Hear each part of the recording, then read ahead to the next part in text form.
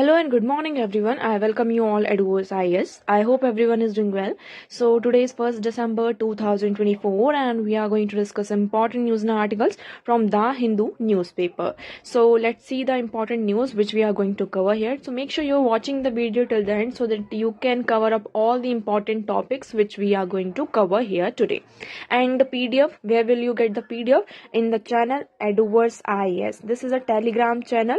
Link is provided in a description box. You can join from via link and you can directly search in a Telegram channel. You will find this channel. Okay, one more thing here.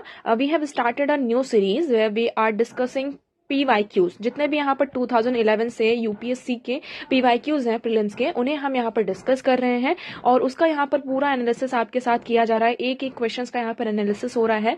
सो ये series भी हमने start कर दी है, तो make sure आप इसे एक बार visit जरूर करें और उन वीडियोज को यहाँ पर जरूर देखें. आपके लिए यहाँ पर बेनिफिशियल होगा. अभी से आप स्टार्ट करेंगे, अभी हमारे पास काफी टाइम है, अभी से स्टार्ट करेंगे तो आपका यहाँ पे धीरे धीरे जितने भी PYQs हैं वो यहाँ पर कवर अप हो जाएंगे. ओके, तो आगे बढ़ते हैं, देखते हैं. जैसे कि आज संडे आप सभी को पता है और दिसंबर भी आ चुका है. ठीक है, तो अब हमारी जो प्रिपरेशन है थोड़ी हमें और ज़्यादा यहाँ पर आगे बढ़ानी होगी. संडे है तो वैसे तो आज ऐसी कोई न्यूज़ नहीं है, बट जो भी इंपॉर्टेंट न्यूज़ है उन्हें हम डिस्कस कर लेते हैं. Cyclone Fengal batters north Tamil Nadu coast, 3 dead in Chennai flights hit. तो अभी देखो साइक्लोन फेंगल की बात की जा रही है. तो ये पुडुचेरी में आपका सैटरडे को इसने ट्रिगर किया है, जिसके कारण बहुत ज़्यादा हैवी रेनफॉल हुई है. Strong wind over the coastal district in north Tamil Nadu. Okay, तो इसके कारण हमने यहाँ पर देखा कि जो लोकल ट्रेन सर्विसेज थी चेन्नई की वो पूरी डिस्टर्ब हो चुकी हैं. जो आपका फ्लाइट्स वगैरह थी, 20 फ्लाइट्स को यहाँ पर जो चेन्नई आने वाली थी उनको डाइवर्ट किया गया इन अदर एयरपोर्ट्स और कुछ को डिले किया गया. और यहाँ पर जो जो ट्रेन सर्विसेज थी है ना चेन्नई बीच के और वेलाचेरी के बीच में, उनको भी यहाँ पर सस्पेंड किया गया सो दैट यहाँ पर कोई ज्यादा यहाँ पर आपको क्या हो, हार्म ना हो. तो देखिए साइक्लोन की आप लोकेशन देख सकते हैं इस तरीके से. ये इस साइड में पुडुचेरी पर यहाँ से आपका ये साइक्लोन आया है और इसके कारण बहुत ही ज्यादा अभी रेनफॉल हो रही है. ओके, तो आई होप ये यहाँ पर क्लियर होगा. ओके, सो यहाँ पर देखिए, this is the second cyclone to develop over the bay of Bengal this season. The regional meteorological of Center in Chennai said the cyclone's advanced spiral band had crossed the coast by 7 p.m. तो देखिए ये बे of Bengal में इस season में, ठीक है, इस season में बे ऑफ बंगाल में ये आपका सेकंड साइक्लोन है. आप लोग कमेंट सेक्शन में कमेंट करके बताएंगे इससे पहले कौन सा साइक्लोन आया था. ठीक है, ये आपके लिए यहाँ पर कमेंट करके आप लोगों को ये बताना है इससे पहले यहाँ पर कौन सा साइक्लोन आया था और उससे पहले भी यहाँ पर अब तक कितने साइक्लोन्स आ चुके हैं इस ईयर में, आप लोग को ये भी बताना है. ठीक है, तो आप लोग ये कॉमेंट सेक्शन में कॉमेंट करके बताएंगे. आगे बढ़ते हैं, नेक्स्ट मूव करते हैं. तो नेक्स्ट आर्टिकल है हमारा, food remains in fossil dung reveals clue into the rise of dinosaurs. Okay, तो जैसे कि हमें डायनासोर्स के फॉसिल्स मिले, सिर्फ हम डायनासोर्स की बात नहीं करें, यहाँ पे जितने भी अदर एनिमल्स हैं जो कि आज के टाइम पर एक्सटिंक्ट हो चुके हैं, पूरी तरीके से यहाँ पर वो खत्म हो चुके हैं, तो उनके जो फॉसिल्स हैं उन फॉसिल्स में अगर हम देखते हैं उनका जो डंक है, मतलब उनके जो फीसेस है ना, उनका जो एक्सक्रीटरी मटेरियल है, उसमें क्या होता है, जो अनडाइजेस्टेड फूड होता है, फूड रिमेन्स, प्लांट्स और जो भी मतलब उन्होंने जो भी चीजें उन्होंने कंज्यूम करी, उन्होंने जो भी खाया पिया और क्या हुआ, वो डाइजेस्ट नहीं हुआ और वो क्या होता है इन अ फॉर्म ऑफ एक्सक्रीशन, वो मल के रूप में, फीसेस के रूप में बाहर आ जाता है. तो ये कहा गया कि वो जो हमें फॉसिल मिले हैं डंक के, है ना, जो उनके फीसेस के फॉसिल्स हैं उसमें हमें फूड रिमेन्स बने हैं और वो फूड रिमेन्स यहाँ पर क्या कर रहे हैं, एक क्लू रिवील करते हैं कि किस तरीके से डायनासोर्स का यहाँ पर क्या हुआ है, राइज हुआ है. ये पूरे इस आर्टिकल का आपका ब्रीफ में मैंने आपको समरी यहाँ पर एक्सप्लेन कर दी है कि इसमें क्या कहा गया. अब हम इसको थोड़ा सा पढ़ लेते हैं, आपको थोड़ा ज्यादा क्लियर होगा. An international collaboration has been able to identify undigested food remains, plant and prey in the fossilized pieces of the dinosaur, which helped reconstruction the rise of the dinosaur to become the dominant player in the earth ancient ecosystem. तो अर्थ का जो ancient ecosystem हम देखते हैं तो इससे हमें यहाँ पर क्या पता चल रहा है, हमने जो फीसेस का यहाँ पर पूरा एनालिसिस किया तो इससे हमें ये पता चल रहा है कि जो डायनासोर है वो कब राइज हुए हैं, मतलब वो कब इतने डोमिनेट लाइक अदर जो भी यहाँ पर एनिमल्स थे. तो सबसे ज्यादा जो अगर हम डोमिनेशन देखते हैं किसका रहा है, यहाँ पे डायनासोर्स का रहा है, राइट, डायनासोर्स का रहा. तो वो इतने डोमिनेंट प्लेयर कैसे बने, उनका राइज यहाँ पर कैसे हुआ, तो हमें इससे ये पता चलता है. So the analysis of hundreds of sample provided clues about the role dinosaurs played in the ecosystem around 200 million million year ago. तो यहाँ पर 200 साल है ना, 200 साल नहीं सॉरी 200 मिलियंस, 200 मिलियंस में 1 मिलियन कितना होता है यहाँ पे, 1 मिलियन इक्वल टू अगर हम अपनी लैंग्वेज में बोले तो 10 लाख होता है, 10 लाख है ना। तो 200 मिलियंस आप यहाँ पर कैलकुलेशन कर लीजिएगा। तो 200 मिलियन ईयर्स एगो की यहाँ पर बात की जा रही है कि हमें वहाँ पर उस टाइम के इकोसिस्टम में इनका कितना ज़्यादा डोमिनेंट रोल रहा है, इसको हम यहाँ पर आइडेंटिफाई कर सकते हैं, इसका एनालिसिस पूरा कर सकते हैं। Fossil record shows that dinosaur evolve during the middle part of the Triassic period 247 to 237 million years ago. और ये जो फॉसिल्स हैं इससे हमें यहाँ पर क्या पता चल रहा है कि जो डायनासोर है ना, वो कब इवॉल्व हुए हैं, middle part of the Triassic period. ठीक है, ये आपका टाइमलाइन भी यहाँ पर दिया हुआ है। However the domination of dinosaur in a terrestrial ecosystem was not seen until approximately 30 million years later. लेकिन यहाँ पर जैसे कि कहा जाता है, लेकिन जब डायनासोर का नाम आता है तो आपके माइंड में कौन सा पीरियड याद आता है, यहाँ पर जुरासिक पीरियड है ना, जुरासिक पीरियड जिसे हम कहते हैं कि जुरासिक पीरियड में यहाँ पर क्या थे, डायनासोर्स थे। एक तरीके से आपका यह आता है कि early in a Jurassic period. तो लेकिन जो डायनासोर का अगर हम राइज देखते हैं वो पहले ही ट्राइसिक पीरियड में ही हो चुका था, लेकिन वो धीरे धीरे यहाँ पर क्या होते हैं, इवॉल्व होते हैं है ना। मतलब जैसे ही आए वो एक तरीके से वो डोमिनेंट प्लेयर की तरफ यहाँ पर नहीं अपने आप को स्टैब्लिश कर पाए, धीरे धीरे जो इंसान होता मतलब कोई भी एनिमल होता है वो अपने आप को डोमिनेट करता है। तो ये कहा गया कि जो धीरे धीरे हमें यहाँ पर क्या देखने को मिलता है, इनका डोमिनेशन फिर टेरेस्ट्रियल इकोसिस्टम में देखने को मिलता है। स्टार्टिंग 30 मिलियन ईयर्स अगो तक तो नहीं था। Early in the Jurassic period many non dinosaur tetrapods four limbed vertebrates were displayed during this time. तो यहाँ पर इस टाइम पे और भी हमें जो फोर लिम्ड वर्टिब्रेट्स थे उनका हमें यहाँ पर फॉसिल्स मिले हैं। But what cause dinosaur to dominate the ecosystem has remained the question. लेकिन देखिए डायनासोर ही बस नहीं थे, और भी यहाँ पर फोर लिम्ड अगर हम बात करते हैं वर्टिब्रेट्स की, वो भी यहाँ पर थे। लेकिन डायनासोर्स ने यहाँ पर कैसे अपने आप को डोमिनेट किया इकोसिस्टम में, ये अभी भी क्या बना हुआ है, हमारे लिए एक क्वेश्चन बना हुआ है। So researchers have investigated this transition by reconstructing food waves using 500 fossil remains of digestive material। तो ये सारी चीजें मतलब डायनासोर्स का डोमिनेशन यहाँ पर कैसे होता है, ये चीजें हमें कैसे पता चलती हैं, अब ये हम यहाँ पर रिसर्च कर रहे हैं। जो भी यहाँ पर हमें एक फूड वेव है ना, हम यहाँ पर एक रिकंस्ट्रक्शन कर रहे हैं फूड वेव का। 500 फॉसिल्स जितने भी रिमेन्स हमें यहाँ पर मिले हैं, डाइजेस्टिव मटेरियल लाइक वॉमिट है ना, फीसेस है, इस तरीके की जो चीजें यहाँ पर हमें मिली हैं, तो उसका हम क्या कर रहे हैं, यहाँ पर उस पर रिसर्च कर रहे हैं, जिससे कि हमें एक पता चल रहा है कि क्या चीजें होती हैं। तो देखो वेजिटेशन चेंज होता है। The data indicate that the non dinosaur tetrapods were displaced by the omnivorous ancestors of early dinosaurs who evolved to become the first carnivorous and herbivorous dinosaurs towards the end of the Triassic era। तो देखो यहाँ पर क्या होता है, dinosaur से पहले भी यहाँ पर जो फोर लिम्ब टेट्रापॉड्स की हम जिसकी बात कर रहे हैं, जिन्हें हम नॉन डायनासोर कहेंगे, जो डायनासोर नहीं थे है ना, तो उनका क्या होता है, वो डिस्प्लेस किए जाते हैं omnivorous ancestor of the early dinosaurs. मतलब कुछ डायनासोर्स ऐसे होते हैं, आप ओमनीवोरस किसे कहते हैं, जो कि आपकी कार्निवोरस और हार्बिवोरस मतलब जो नॉन वेज और वेज दोनों यहाँ पर खाते हैं है ना, जो वेज और नॉन वेज लाइक वो प्लांट्स को भी और एनिमल्स दोनों को खाते हैं, उन्हें हम ओमनीवोरस कहते हैं। तो इनका कहना ये है कि जो टेट्रापॉड्स थे, तो जो अर्ली डायनासोर के एंसेस्टर थे है ना, वो ओमनीवोरस थे, मतलब वो प्लांट्स और ये जो एनिमल्स हैं दोनों को यहाँ पर वो खाते थे, उनका फूड था।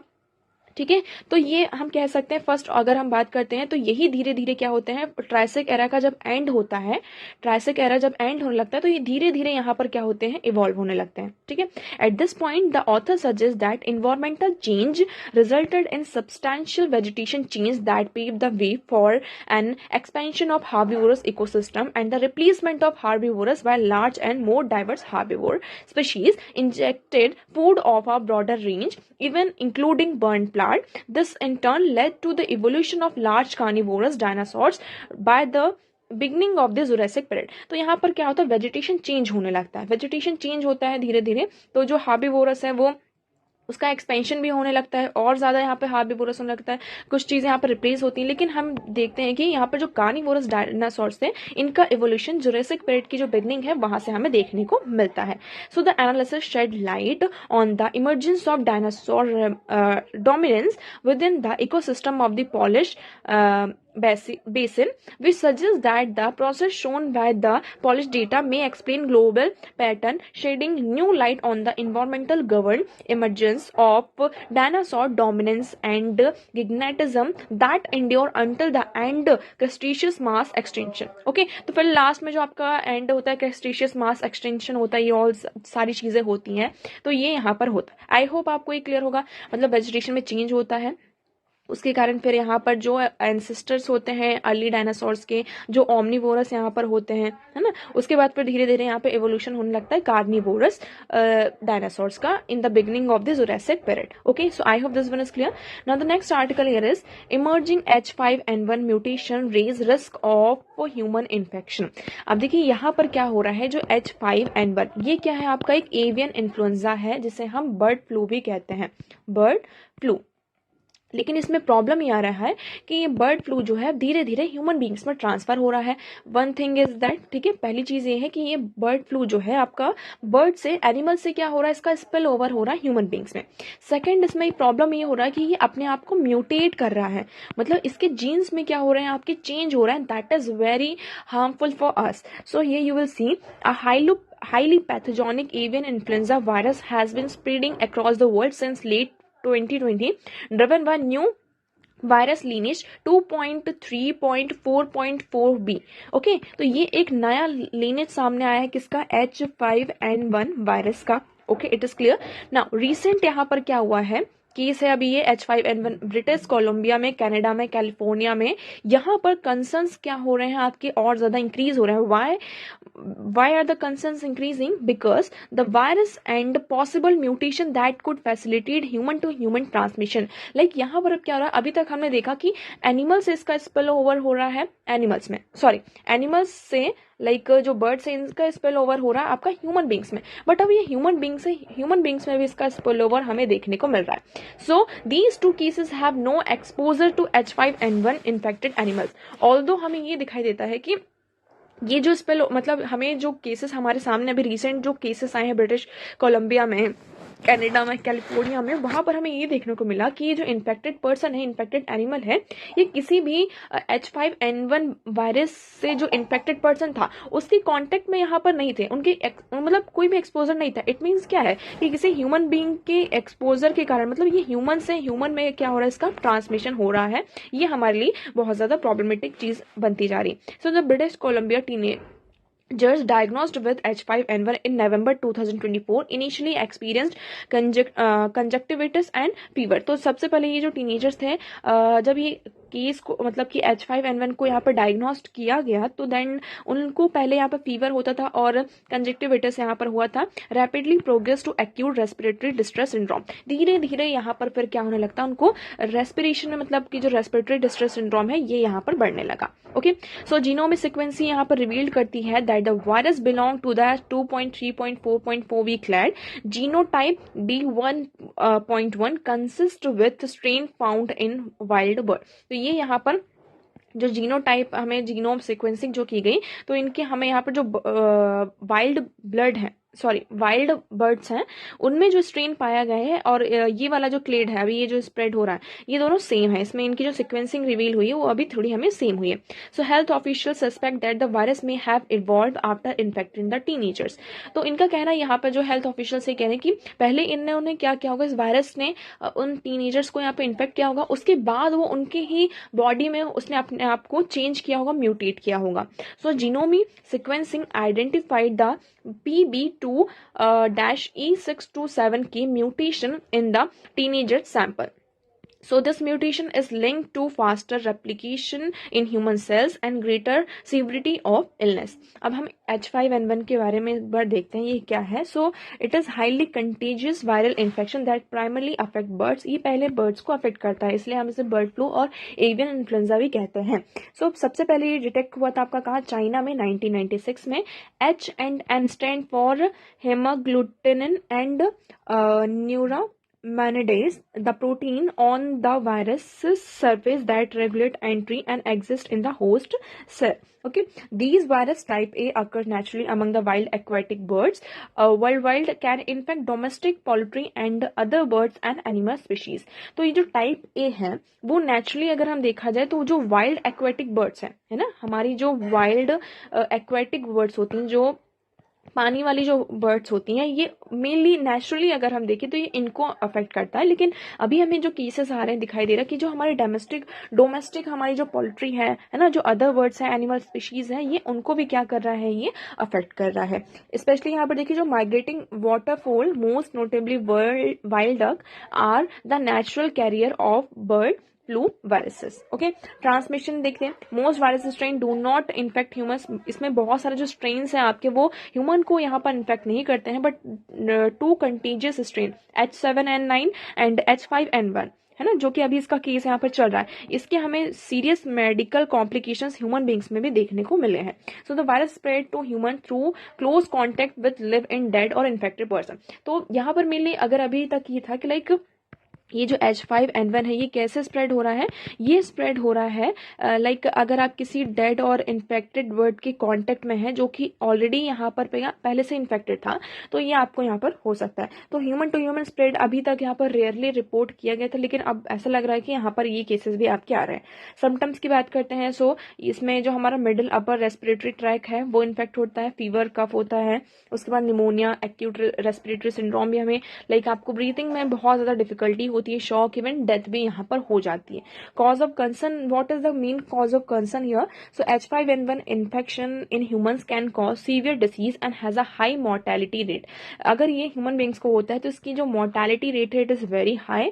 And if the H5N1 virus were to change and become easily transmission from person to person while retaining its capacity to cause severe disease, the consequences for public health could be very serious. तो अगर ये human to human इसका transmission होने लगता है तो that would be a public health issue, और ये बहुत ही सीरियस इशू हमारे सामने हो सकता है. देखिए इस तरीके से अगर ये इसको यहाँ पर है, इन्फेक्टेड है, अगर ह्यूमन बींग इसके कांटेक्ट में आते हैं तो ये क्या हो सकता है, ये जो बंदा है ये ह्यूमन बींग में भी इसका स्पेल ओवर हमें देखने को मिल सकता है. I hope this one is clear. Okay, now यहाँ पर हमारे पास कुछ छोटे छोटे स्नैपशॉट्स हैं. Let's go through these snapshots once. So simple lab free test help detect bacteria in fluid. तो यहाँ पर एक लैब फ्री टेस्ट किया जा रहा है जिसमें ये कहा जा रहा है कि हम जिसमें से क्या कर सकते हैं, किसी भी फ्लूड में बैक्टीरिया है उसको हम डिटेक्ट कर सकते हैं. A novel test for bacteria in fluid makes it as easy as observing a color change to confirm the presence of disease causing pathogens, promising such much easier diagnostic test. तो मतलब ये है कि अगर उसका कलर चेंज होता है, यहाँ पर बैक्टीरियोफेजेस, यहाँ पर ये जेल का यूज किया जा रहा है, इससे हम क्या कर सकते हैं, किसी फ्लूड में कैसा कौन सा बैक्टीरिया है उसको हम वो अच्छे से डिटेक्ट कर सकते हैं. लाइक यहाँ पर जो हम वाटर का यूज करते हैं, है ना, कोई भी सैंपल हम ले सकते हैं, वाटर हो गया, कंटेनर ऑफ मिल्क है, यूरिन है, कोई भी आपका फ्लूडी लिक्विड है, उसमें हमने वो जेल को क्या किया, डाला, तो उसका कलर, अगर उसमें बैक्टीरिया होगा तो उसका कलर चेंज हो जाएगा. ठीक है, इससे हम क्या कर सकते हैं कि मोर क्विकली हम जो है चीजें का पता लगा सकते हैं और उससे हम अपने आप को प्रोटेक्ट कर सकते हैं.